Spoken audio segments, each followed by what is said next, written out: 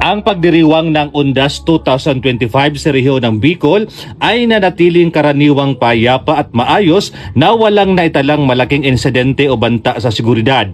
Libo-libong mga Bicolano ang bumisita sa mga sementeryo, memorial park at iba pang mga lugar ng pag-alaala upang magbigay pugay sa kanilang mga yumaong mahal sa buhay habang nagpapatupad ng pinaigting na seguridad ang Pro-5 sa buong rehiyon.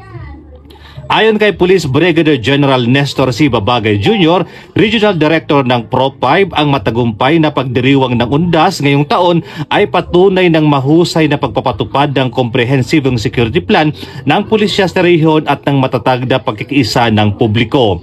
Dagdag pa niya, ang mapayapa at maayos na sitwasyon ay bunga ng maksimum na pag-deploy ng mga pulis kabilang ang mga nakatalaga sa crowd management, tulong sa trapiko at real-time monitoring sa mga sementeryo, terminal ng transportasyon at iba pang mga lugar na dinaragsa ng publiko.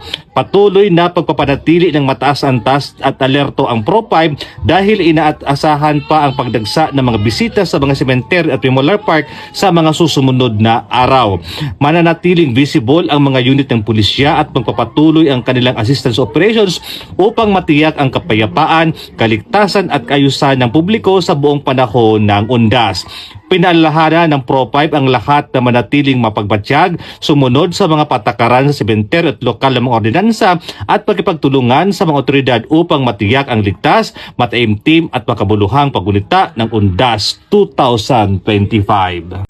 Mula dito sa Tabaco City Catholic Cemetery, kami ng Police News Network Correspondent, Police Staff Sergeant Mercury Tupilo Bindito, alagad ng batas, tagataguyod ng balitang pulis.